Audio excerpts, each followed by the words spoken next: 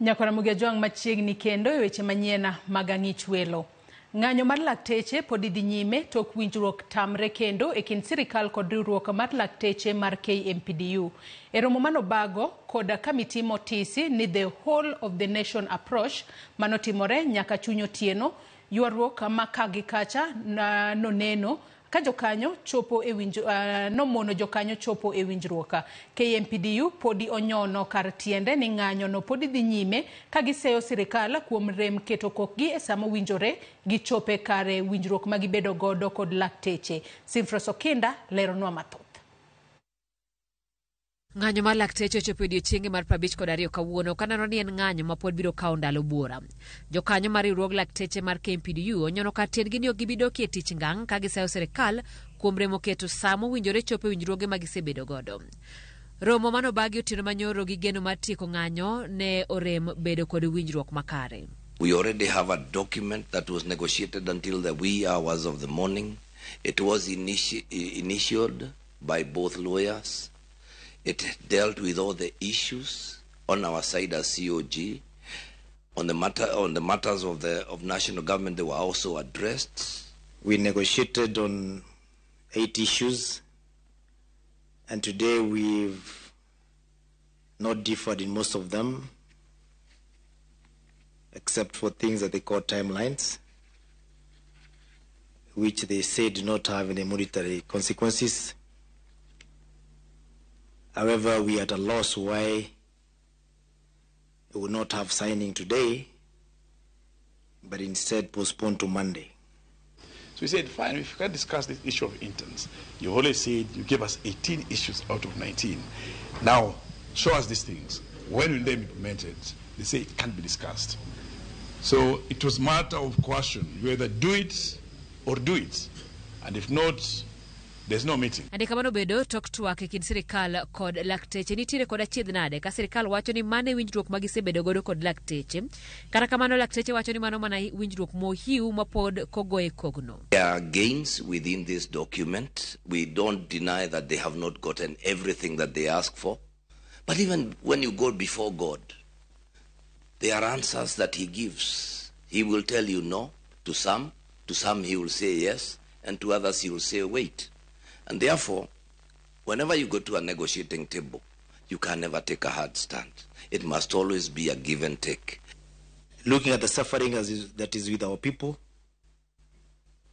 when you have negotiated and you have had almost 99.9% of the issues in compliance, then I don't think 0.1% can make you still want the strike to stay on.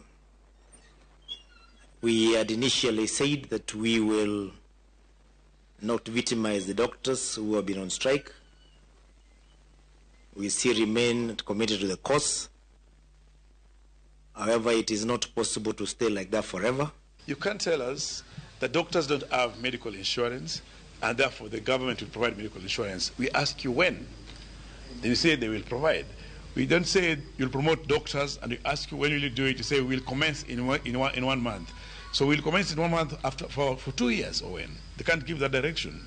We ask you about employment of doctors. You say we will employ. You say how, when, what is the plan on it? You can't give that. So the whole essence they're giving is blank statements that you cannot implement. KMPDU wacho ni romono ne en gira chune ka sirkal odagi twak e weche moko e andikano kamoting'o thuolo monego winjruok go oketie tim kod kwan lakteche monego sirkal ondiki. E wi chulo gope mag lakteche, sirkal noketo chenro mar higni 5, kata kamano KMPDU wacho ni gidwaro mondo chul gopego e bwo thuolo mar higni 3 kaluwore ni gin gope mosebudho. The union has now introduced other issues,